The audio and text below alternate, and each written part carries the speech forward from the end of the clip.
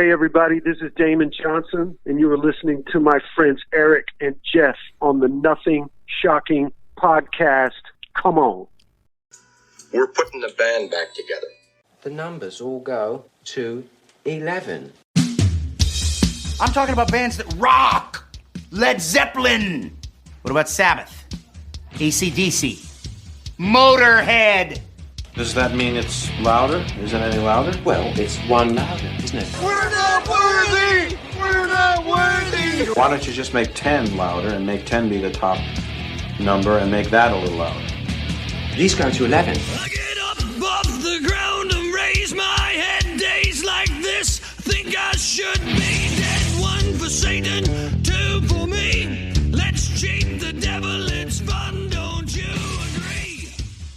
Welcome to the Nothing Shocking podcast. I'm your co-host, Jeff Untied, and with me in Dog Bowl Studios is Coach Nez. You can find the Nothing Shocking podcast on Libsyn or any pod catchers.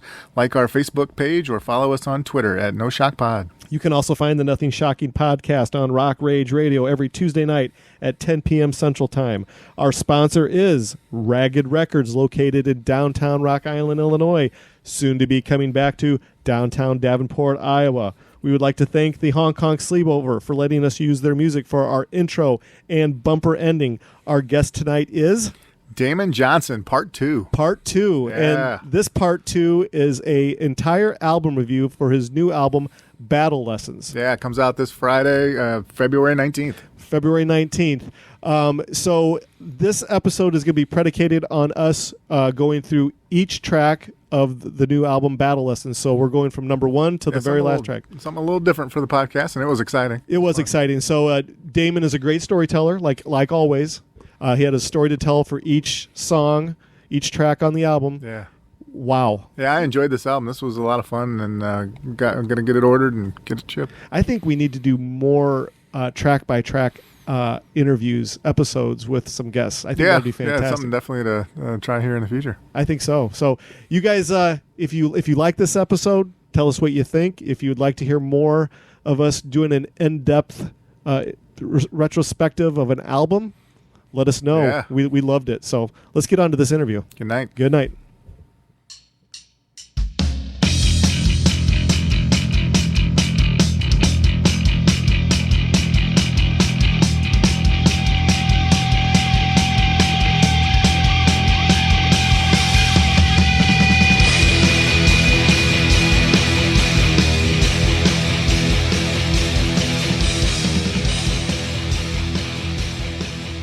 Hey Eric, yeah man, can you hear me? Yeah, we can hear you. I'm ready. All right, man. Hey, welcome back to the Nothing Shocking podcast. Damon, I want to reintroduce you to my co-host, Jeff Untied. Yeah, Damon, this is Jeff. It's great to talk to you tonight. Hey Jeff, a pleasure man. Hope you guys are doing well, and I'm sure you're keeping as busy as you possibly can. Yeah. Well, I don't know if you heard or not, but 2 nights ago we got dumped on with 8 inches of snow, so we're digging ourselves out from that.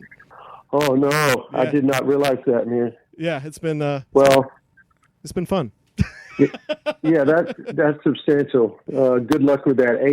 8 inches of snow in Nashville would shut the entire city down. Yeah. I mean, to a complete stop. So, wow. Yeah, I mean, this is kind of like we had 8 inches about 4 weeks ago. Then we got another 8. So yeah, there's ice in between there. Yeah, ice in between. So we probably are sitting at right around 15, 16 inches of snow right now. So go figure. It's good for my son because he loves skiing, so yeah, he's happy. That's legit. It is. So okay, so you're back on the podcast again, and we're gonna dissect Battle Lessons track by track.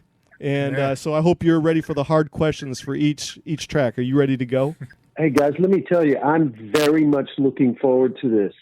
I love talking about this record. I'm a fan of every song. So lay it on me. Let's do it. All right, let's do it. So let's start with track number 1, Battle Lessons. The first track is the title track to the album. And it's a scorcher of a song. What made you decide to use Battle Lessons as your title track and to be track number 1 on this album? Battle Lessons kind of came toward the end of the songwriting process, and just the energy of it. The riff was big. those two words together, battle lessons, I had not really heard before. I'm sure it's a term that has been used somewhere, but it just felt like this unique title, this unique subject matter. So I feel like a lot of the songs on the album kind of address my career path, being in different bands, you know, dealing with different situations that come from trying to accomplish something with a group of people. It can be really challenging. And Battle Lessons speaks to some of that. Battle Lessons speaks to all the bands I've been in since even before Brother Kane, way back in the 80s. You know, everything I've done has brought me to this moment where I am now. And I just warmed up to the idea of like, hey, man, look, what if the album was called that? Because I think those themes kind of arrive in different songs later in the record as well. Yeah. And there's no doubt, man, it's a great riff, and the chorus is a big punch in the musical face that I was really, really proud of and excited about. Oh, fantastic. Go ahead, Jeff. The next track is Can't Clap Any Louder. I thought that was a catchy track. How did you come up with the title for that one? My collaborator, Jim Troglin, he is a bit of a savant, guys. I remember when we were both still living in Birmingham back in the late 90s and early 2000s, you know, he was always sending me music and wanted me to hear stuff. And I got to be honest with you, man, it was so all over the map. It was a bit of a mess, you know, and I was in this headspace of trying to figure out what the hell I was going to do. And this was before Alice Cooper and some of the other stuff that came later. And what I realized about 4 years ago when I started writing for the Memoirs of an Uprising, I realized that Jim Troglin for me is a gift, you know, as my friend, as a collaborator. We've done several things together. So Can't Clap Any Louder was something he had on a piece of paper when we got together to write. I just saw it. I'm like, what is that? He goes, yeah, I thought that'd be a cool title. And so we started with that. He kind of sent me later a bit of more developed lyric, but the music was not happening. So it was my job to be Elton John in that relationship right then you know, and come up with the riff, come up with the, you know, the vocal melody. And guys, I've been talking about this because a lot of people ask, what is that song about? Can't Clap Any Louder. It's kind of me, as they say in England, taking the piss out of some of my friends that are they're far more, you know, they're more well-known musicians than me. You know, they have tens of thousands, hundreds of thousands of followers on their social media, right? Yeah. Well, man, some of these guys, it's like, you know, they're putting up photos with their new Tesla, and they got, you know, another one is like showing his Nike shoe collection in his closet. And it's like 100 pairs of shoes, guys. Yeah. Like it's ridiculous. So the idea is that I'm standing kind of at the back of the room looking at them and clapping, going, I'm really proud of you, man. I can't clap any louder than I'm clapping, you know. And it says, you know, in the second line of the chorus, I bet your mama couldn't be any prouder. Yeah. I can't clap any louder. Yeah, I remember. I heard that. You know, yeah. As I listen to Can't Clap Any Louder, I really got a 70s classic rock vibe from that song. Was that kind of the goal going into that, to give it like maybe a throwback sound, or did that just kind of happen organically with this song and for you? Well, I got to give Jim, I do credit Jim for that original riff, you know, the riff that opens the song. He did have that. And something about it absolutely sounded familiar, guys. Not in a like, oh, I'm going to completely rip this off. It just sounded like the music that he and I and all of us, man, grew up loving.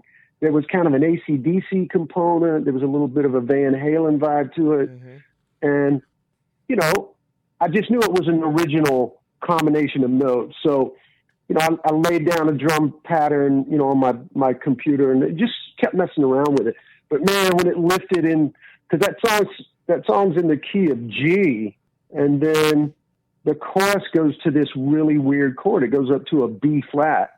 And I don't know, man, it was just a lift that it just was a real unique piece of music. I will say my producer, Nick Raskulinix, that's his favorite song on the whole record. Can't Clap Any Louder.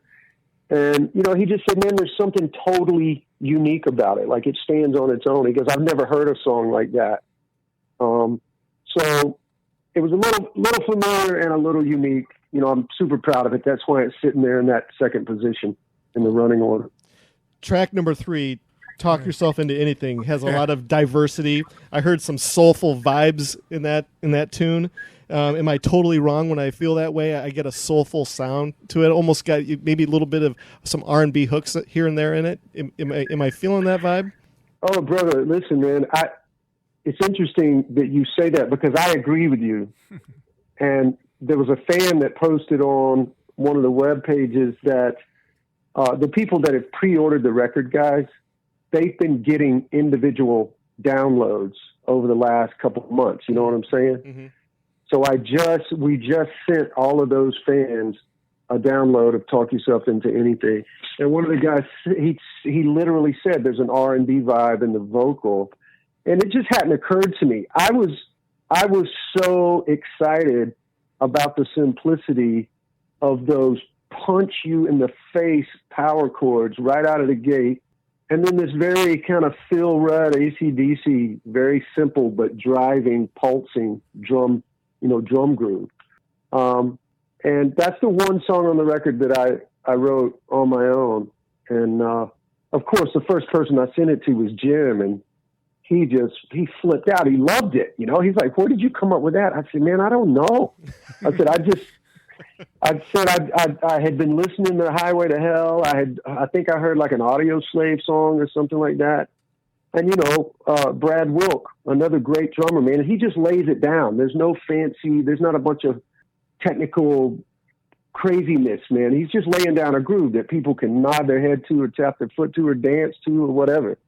Talk Yourself Into Anything totally has that. And in that middle section, guys, that's one of the most badass riffs I have come up with in a long time, if I do say so myself. Yeah, this album. That riff is just sick, man. And I wish I'd had a video of Nick Raskulinic's facial expression the first time I played it. He was like, "What?" It's killer. So lot of fun with that song. Oh, very cool.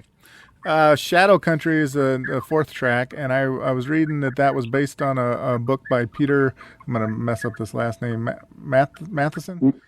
Yeah, Peter Matheson. Yeah, called Shadow Country. Yeah, man. That's a really amazing book. It's kind of a trilogy of 3 different novels he had written, but there's a common character through all of them. And there was one of the very opening lines in the book talked about a diamond cutter, how he has his pickaxe, you know, and he's chiseling at this rock, you know, hundreds of strokes, and it doesn't crack. It doesn't split. It doesn't even show a crack. But then at that 101st blow, it opens. And it wasn't that blow, but it was a combination of everything that had come before. And again, like I mentioned earlier about battle lessons, that passage just leveled me, man. And that's really what the lyric itself is about. And, you know, the song doesn't have like a repeatable hook like some of the other songs do.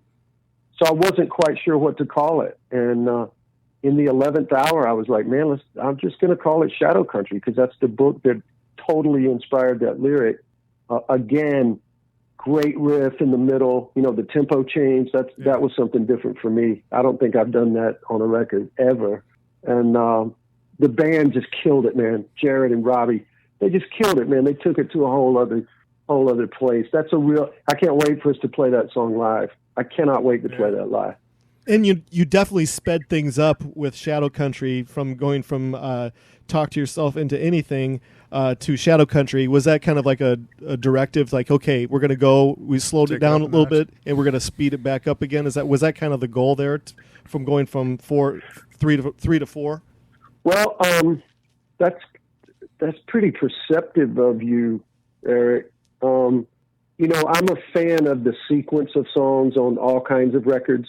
Certainly my own records, but even records that, you know, other artists put out. And, you know, you want it to have a flow and a feel. And man, there were so many up-tempo songs on this album that I didn't want to just bunch all of those together. So I just felt like, to go Battle Lessons, Can't Clap Any Louder, Shadow Country, Lightning Bolt, you had to start to spread those songs out a little bit, man, because it's just a lot. It's fast. It's, 180 beats per minute. So, and, I feel like that's a bit of an epic lyric in Shadow Country. And it just felt like a good spot in the record because Talk Yourself Into Anything has got some tongue-in-cheek in it that I love. It's really a fun song. And then we go right back to some heady, thoughtful, lyric in that song. So that's interesting that you would ask about that. Well, we're going to go to that tempo change. Yeah, we're going to go to track 5 because this is my favorite. Yeah. All right, this is my favorite. Let the Healing Begin. It gives me the heavy blues vibe. I mean, that dirty, heavy blues vibe. I'm a huge, and so is Jeff, a huge Glenn Hughes fan, and I totally get a Glenn Hughes vibe from this song. Am I totally off base when I'm feeling a Glenn Hughes blues-oriented song here? Oh, guys, listen, that's about the biggest compliment anyone has ever given me. It never occurred to me. I never thought of it that way. But wow, what a compliment. I've loved Glenn for decades. I've loved everything that guy has been a part of. And there was definitely an opportunity in that song for me to I feel like the vocal is kind of featured. I was able to do, I'm starting to incorporate more, I guess, of a soulful element. Not that I'm a soulful singer, but I like singing melodies that lend itself to that. Again, much like that chorus you were talking about and Talk Yourself Into Anything. There's an R&B blues thing that I've always loved and embraced, man, and I haven't really done much of that, like with Alice Cooper or Black Star Riders. Bluesy things are not really a part of that music. So maybe I'm just starting to kind of let what I feel naturally as a singer come through. I just know I had a great time, man, making this whole record. Let the Healing Begin was Nick's.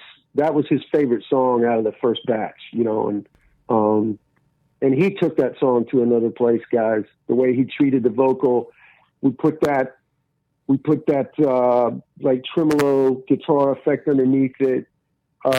He kept talking about Ace Frehley. He's like, man, we need to do something like trippy, like something off of Ace Frehley's very first solo record, when they all four did the solo albums. Right.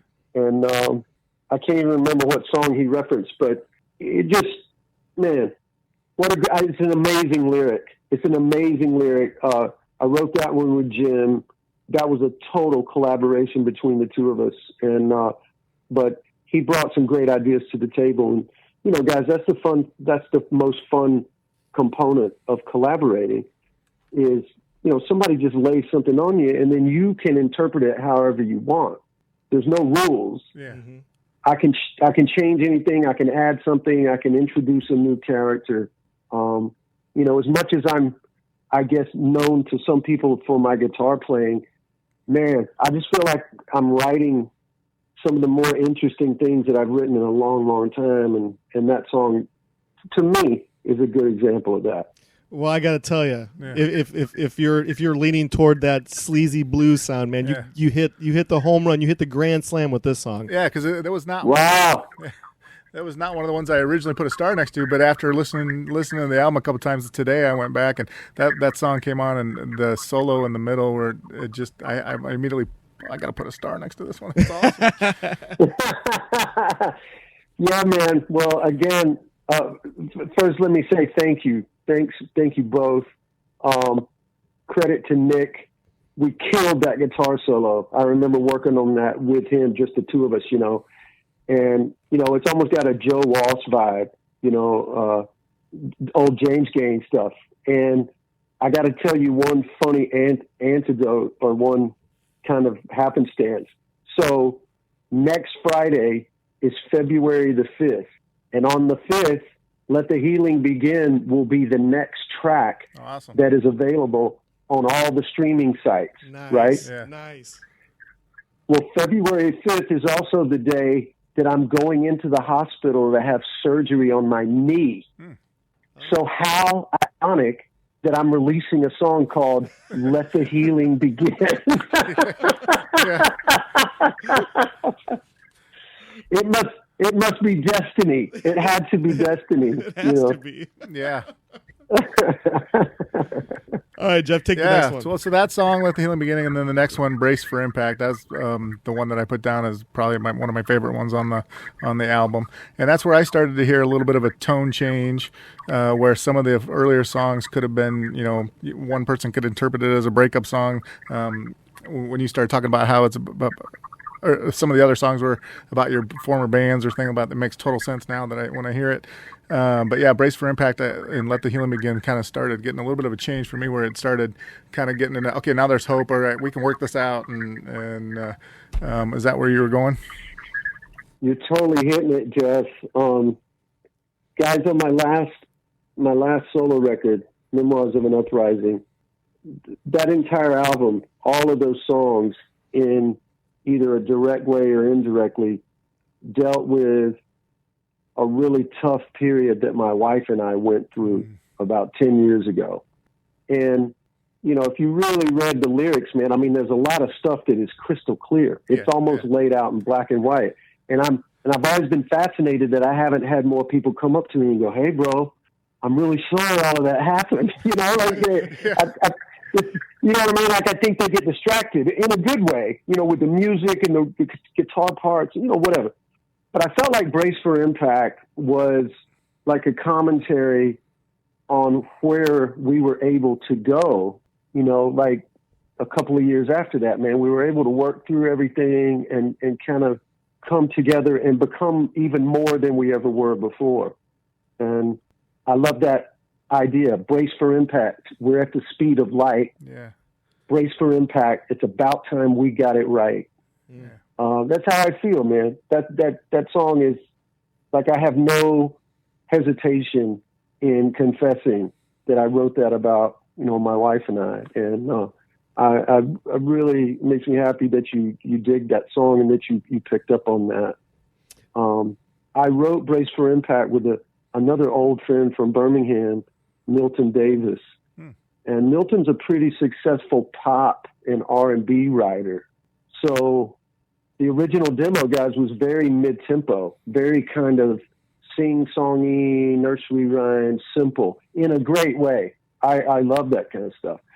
So when I played that demo for Nick, he goes, "Man, that's a cool lyric. I like the melody." He goes, "Well, we're gonna have to fucking rock it." He goes, "We gotta turn that one upside down, dude. I want the drums, triple time what that is, So that's exactly what happened, man. And God, he knocked it out of the park, and really pleased with how it turned out.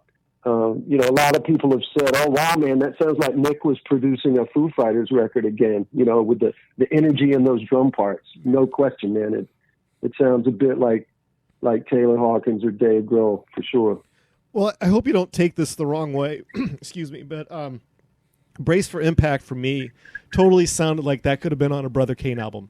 I hope that doesn't offend you at all. Why would that offend me, brother? Why would that offend me? Well, everybody, some artists, like they say, they want to evolve from where they came from or whatever. You know what I mean? Like, I don't want to go back there. I know we've heard a lot of artists that say that, but for me, Brace for Impact really sounds, it's a sonic sound that takes me back to Brother Kane. It really does. Wow, that's awesome, Eric. That's awesome, brother. Thank you. Look, I'm not one of those artists that would want to just run away from, especially those 3 albums that we made, because I think you guys know, you're aware enough of those records to recognize what I mean when I say, those records were kind of all over the place, style-wise. I mean, it was all rock music, but some of it was blues rock, some of it was alternative rock, some of it was hard rock, some of it was kind of pop-leaning rock. We were a bit of a mess in a good way. We didn't hesitate to kind of write whatever we felt like. So you're the first person that said that about Brace for Impact, but I think you're absolutely right. That song would have been right at home on any one of those records. I mean, to tell you the truth, the third album, Wishpool, it could have used another song with some tempo on it, like Brace for Impact. That would have been a good fit. Oh, fantastic. Yeah. Track 7, Lightning Bolt. Okay, you totally threw me off with this song. This song chorus gives me like that punk rock, that dirty punk rock feeling. I go, hold on. We just got done talking about, like a classic rock vibe. We got that sleazy blues vibe. Now you're throwing me some punk rock in here in the chorus. Did you pull from punk rock at all when creating the sound? Because this is what I'm getting out of it. Well, you're asking, so I'm just going to tell you. All right. Think about it. Walking on Sunshine, Katrina and the Waves. Yeah. Right? Mm-hmm. It's the same. It's almost the same horn part in Lightning Bolt. Like when I started playing it for the guys and when I played it for Nick, I was almost expecting somebody to bust me and go, "Hey man, that's the horn line from that Katrina and the Waves song from the 80s, So, man, I think just the tempo certainly lends itself to feeling, like it's some punk. There's definitely some punk energy.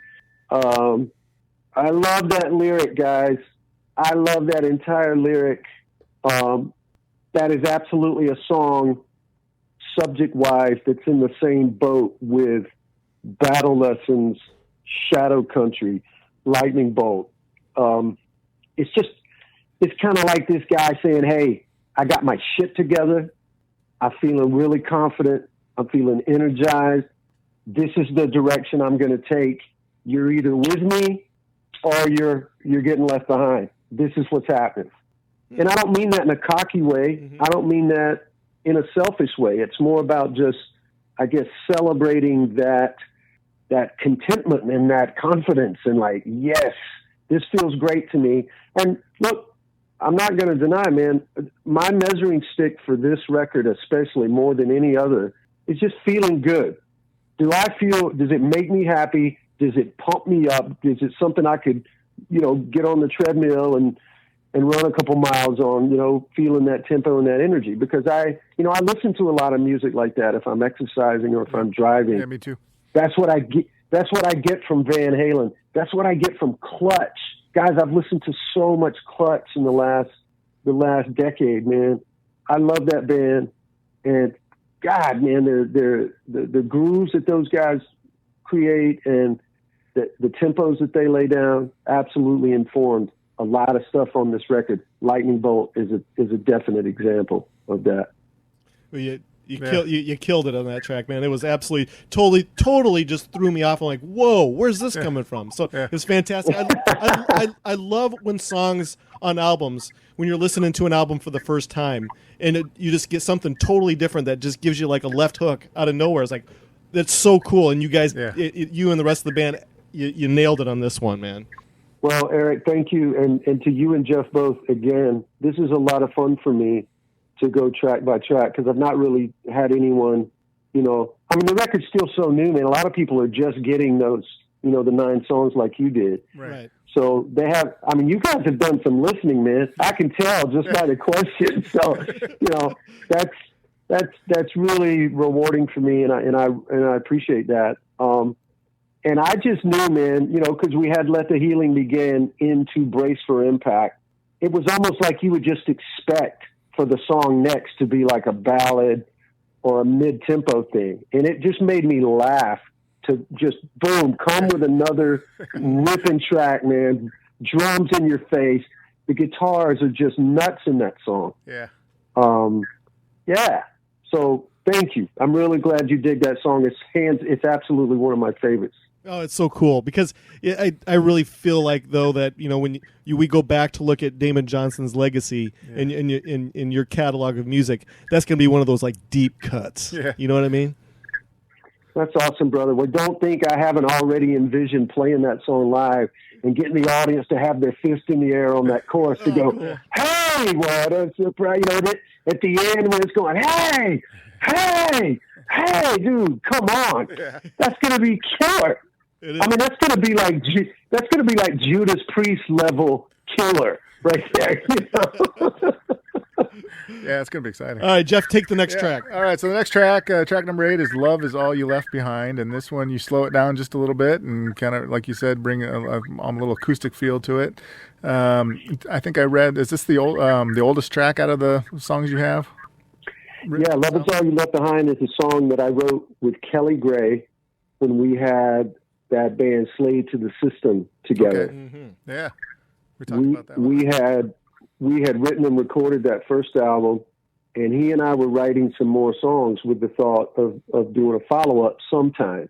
And guys, we've been talking about that sometime for like almost 20 years later, you know, like it's crazy. But man, Kelly came in with a concept that really spoke to me, man. It was special. And I wrote that chorus exactly like it is on this album. I had that chorus written all the way back then in 2002, 2003. And there was just something incomplete about the way everything worked together. So it was just one of those I sort of put on the shelf, like, there's something there. Maybe I'll revisit it. So, was it October that we lost Edward Van Halen, or was it in November? It was October. Yeah, whenever. so. Yeah, right around Halloween. Yeah, yeah, man. So Ed passed away, and you know, we were all, you know, celebrating his life, celebrating his legacy. So many photographs, videos, tributes. You know, man, it was just this tidal wave of, you know, just gratitude to all that he has done for us musicians, us fans of rock music. You know, he's an icon. He's on the Mount Rushmore of the major cats, you know, that have, certainly for American rock and roll, he is in one of those spots. So, man, there was so much love for Ed and his music and his genius. So, man, I just stumbled back over that original demo to Love Is All You Left Behind, and I just felt like it was about Edward. You know, it was about him, especially that sequence of words, because that's what we have for him, man, is the love of those songs, the love of that energy. Man, when you would go see Van Halen, such a good time, go with your friends or take your girlfriend, and it was just nothing like going to see Van Halen ever, especially in their prime, man. It just, well, that shit changed my life, guys. So, I don't know. There may be some people that feel like that's a little cornball, and that's okay. But it motivated me to revisit the song and write some different, you know, some additional lyrics and work on the vocal melody. And, you know, man, I was almost thinking like, you know, Pink Floyd's "Wish You Were Here," that kind of a vibe. Yeah. Mm-hmm. And I feel like we reached that. I feel like we accomplished that. And as you can tell, I mean, it's just me and the acoustic, and I played a little Mellotron on it to give it some suspension, you know, in some kind of a string vibe. And I just thought it turned out beautiful, man. Nick crushed it, and I'm proud for that to be a part of the record. Yeah. Track number 9, Casual Beast. It's the last track on the album, and the last tracks on albums always fascinate me because it always makes me wonder, what is it about this song that made it the last track on this album? So, spill the beans. What was it about Casual Beast that made it the grand finale on this album? Great question. Lyrically, it was a bit of an oddball song because, you know, it's just telling a story. You know, it's like a made up kind of part Goodfellas, part what was the movie that oh, this is terrible, man. I shouldn't have even said that because now not only can I remember the title of the film, I can't even remember the names of the principal actors. It is a bit like Pulp Fiction, okay? Yeah. So there's a little Pulp Fiction in it, you know. Yeah, I got that. I saw you in Vegas, and you know, guns on the floor. Asked you to pull out and hide. Yeah, all of that stuff, man. So there was no connection to anything else on the record. This was a unique kind of creation. And Nick Nick loved it, man, because the demo that I made, man, I had this real sort of stoner vibe. And he's like, man, I don't know what we're going to do with this, but we have to record it. He goes, because I'm hearing some weird stuff in the guitars, and, you know, it'd be fun to experiment with this. So the 11th hour, Nick goes, hey, man, I got an idea. Let's go into that weird part where it goes into this delay. Because on my demo, I let the track kind of fall apart. And then that was going to be the end. He goes, let's do the fall apart, but then I want you to, just on a single acoustic guitar, come back in and revisit that main line. You gotta believe in me now. You gotta believe in me now. Mm-hmm. I thought that was a genius idea, guys. Yeah. Because for me, those two lines at the end over that singular acoustic guitar, it just brought it home and sealed it with the entire rest of the record. Again, Battle Lessons, Shadow Country, you know, driving this hammer on this rock, all these things that I've experienced. I've grown, you know, I've become what I am today. And I'm not asking the listener to believe in me. It's like I'm telling myself to believe in me. You got to believe in me now.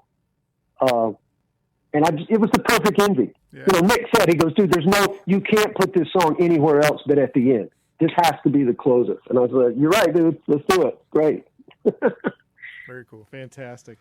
I wanted to kind of touch base with you since we've gone through all the tracks, but it's always kind of fascinated me, the schematics on how to design as far as the framework to put tracks in where they belong. Yeah. Okay, this is going to be track 1. This is going to be track number 2, 3, 4, 5.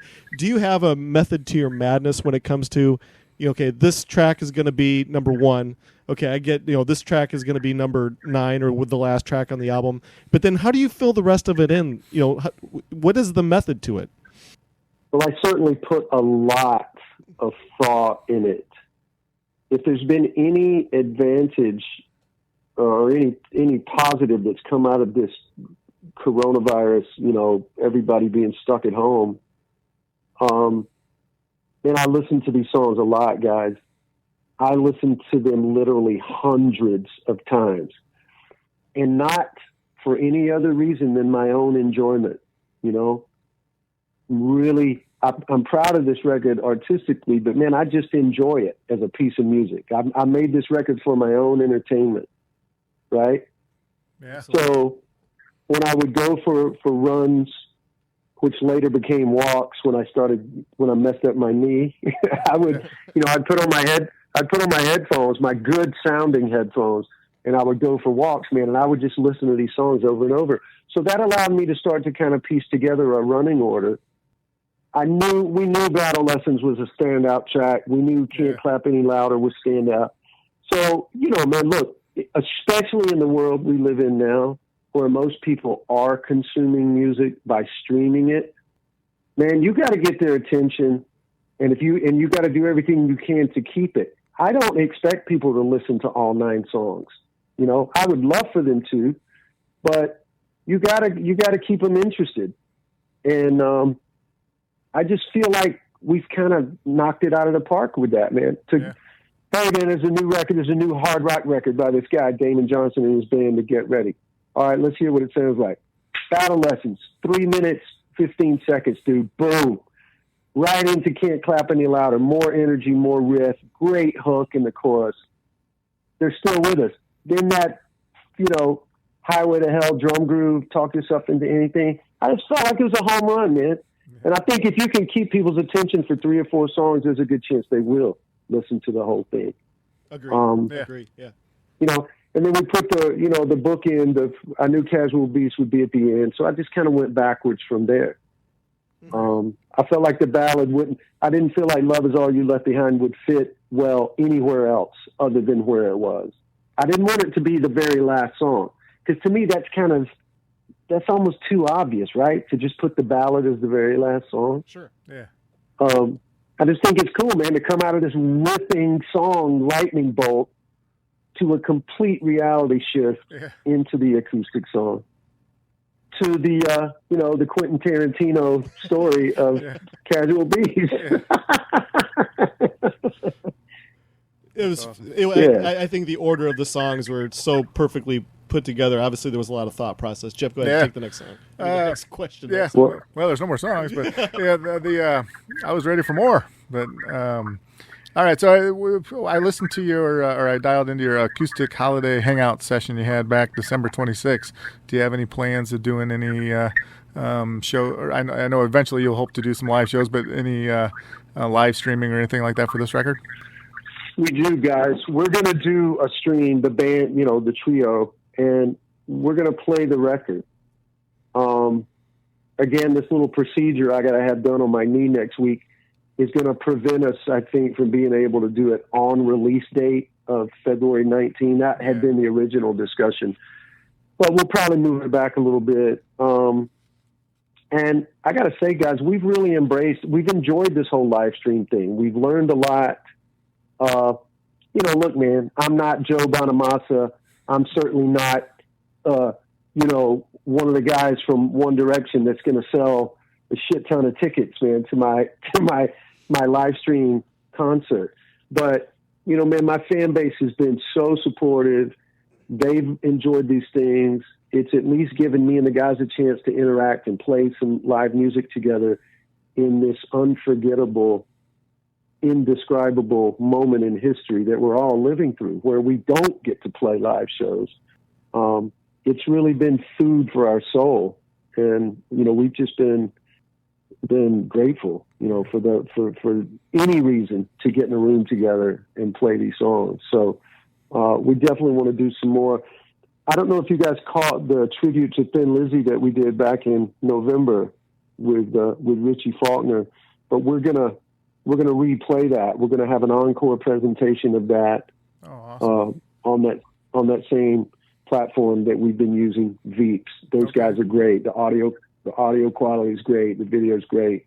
And who knows, man? There's no question. We've got our fingers crossed that maybe come, May or June, there'll be at least some outdoor, performance situations that we could be a part of. Yeah. We'll see, man. We're choosing to remain optimistic and positive, and really hoping that this virus will start to go the other direction, man, and that we can start playing some shows. Absolutely. Yeah, absolutely. I got one more question for you. So it would behoove us to discuss the radical album art you have for this album, Battle Lessons. Can you discuss a little bit more? It's just one of the coolest designs I've seen on an album cover in a long time. Talk to us a little bit more about it. Well, I'm proud to share with you the story about that. That graphic was designed by my brother-in-law, cool. Carl. Linda's brother is a proper graphics artist. He does, his goal, man, is to basically interview with Pixar. He's a super nerd about that stuff, man. And Carl had a bunch of just random images on his Instagram page. And I stumbled over them one night. And I was like, wow, look at this stuff, Carl has done. And Linda and I both were sitting down kind of going through it. And just on the spot, I was like, wow, maybe we could use some of these images for something on the album. I hadn't thought cover yet, but as you do, man, I picked out 5 or 6 things, and then I trimmed that down to 3. And then, we just kept coming back to that image. And then when I knew I wanted to call the record Battle Lessons, for me, the title and that image work together as if there is an energy. If you're reading it from left to right, just like you would words on a page, there's that line of motion or energy that enters this box or, goes into some place, and then it comes out the other side. It explodes. It's like it's a Molotov cocktail of something, Yes. And I just thought, man, what a perfect marriage. The concept of going through your career or going through your life and having experiences and, getting your knees dirty, getting injured, having some failures, having some successes, but you just keep moving forward. And then all of a sudden, man, things just kind of click. And all of a sudden you're comfortable in your own skin. You feel like there's nothing you can't do. That's what it said to me. That image, that title, to me, it was a perfect marriage of those two ideas. It's a very captivating image. We just thought it was phenomenal. As soon as Jeff and I both looked at it, we're like, wow, this is so cool. So, but anyway, we want to thank you again for part 2 of the Damon Johnson interview on the Nothing Shocking podcast. Man, every time you come on, you just knock it out of the park. Oh, Jeff's got one more question. One more quick one. All right. This one for all our Iowa listeners out there. Do you think the August 13th, I think you were going to open for Blue Oyster Cult, do you think that'll still happen? Guys, it's got to happen. Yeah. It's got to happen. One of the coolest things that's come out of that is that Buck Dharma, the legend from BOC, we've actually been emailing back and forth. Buck and I met a long time ago when I was with Alice Cooper, and both bands were on a festival date together. But I know those guys, man, they've made a great new record. Yeah, that new one's cool.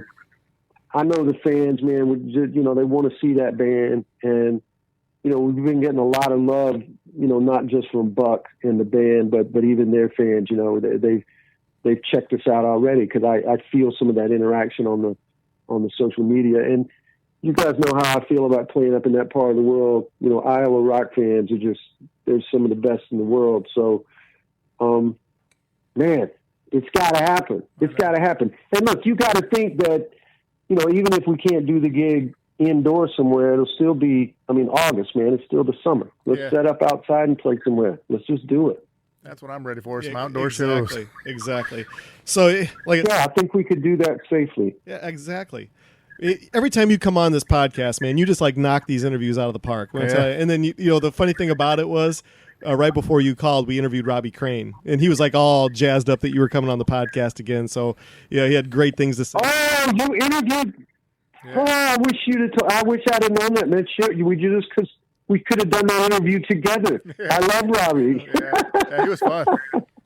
He's so fun that he's so fun that we got to do a part 2 with him in April. So, man, it's just you Black Star Rider guys, man. You guys do the best interviews by far the best interviews. Oh, listen, man, there was never very much solitude on any bus ride or in any dressing room, man. Between me and Robbie and Ricky, oh my God, there was a lot of talking going on, man. That'd be so much fun. Well, hey, let me say this to you guys. Yeah. You're the ones that made this interview great. I want to thank you for asking so many awesome questions. You've clearly listened to that record, fellas, and that is flattering to me. That's exciting to me, and I just feel like this is the right record for this time. It's the right record for where we are in life right now. It's a good record. It's good energy. So I appreciate you guys helping spread the word about it, and thanks for having me on again. Well, thank you for the wish you lots of success with it. Thank you for the kind words, and once again, man, your publicist Melissa, she is the best. Working with you guys it's phenomenal. So we appreciate it. It's just been fantastic, and it's an honor. Oh, likewise. It's an honor. It's an honor to work with those girls, Melissa and Michelle. They kill it, man. I'm really proud, for them to be a part of the team. They're a real big part of the success of this record. Absolutely. Well, fantastic. Well, like I said, we want to thank you again for your participation. I think we're looking about 2.5 weeks, and then we'll have this out for you. And once again, we'll send it to Melissa right away. And you got my number. If you want to come back on for any reason at all, just let me know, or let Melissa know to email me, and we'll make it happen. Anything for Damon. Guys, it would be a pleasure. Thank you so much, man. That's priceless. I can't tell you how much I appreciate that. Let's count on getting together again. I will spread this everywhere, man, because I don't think my fans will get a more in-depth discussion about the 9 songs than they'll get right here, man. This is fantastic. Oh, awesome, man. All right, like I said, we'll be in touch in about 2 weeks, and then we'll just go from there. Sound good? All right, brother. Sounds awesome. All the best. You guys stay healthy and stay safe, and I hope to see you soon. All right, man. You as well. Take care. Bye-bye. All right, man. Good night. Bye.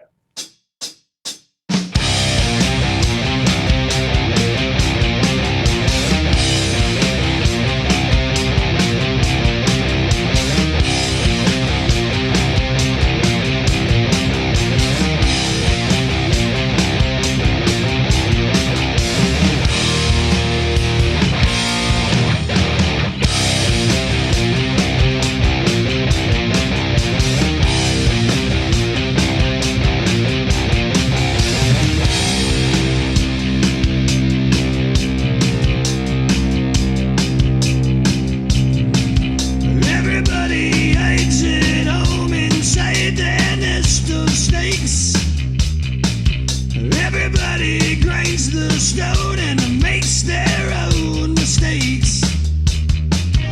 Hide in the headlights, fight the grip of fear. You can make your dreams come true, but you just can't do it here.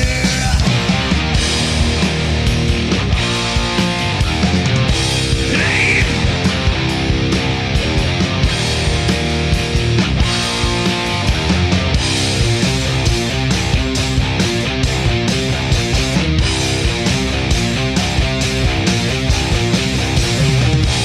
Everybody eyes the gun and screams inside their head.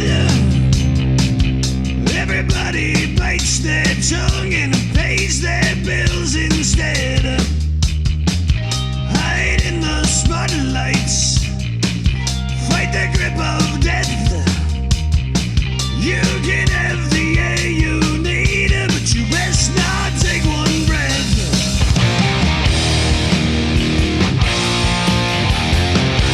Hey.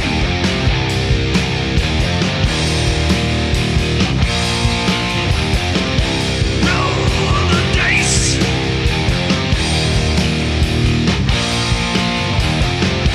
Take your chances.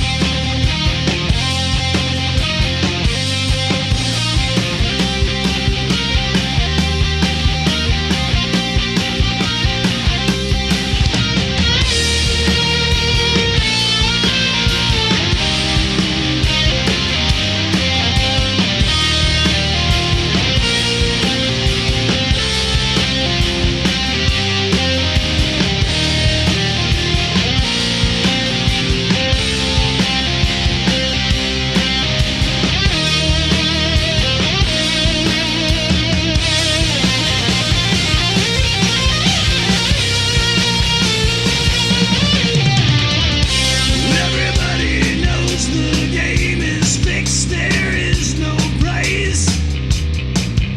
Everybody pulls the plug and says their last goodbyes. Move to the sunshine, fight the grip of nights. If they ever take from you, then you plug out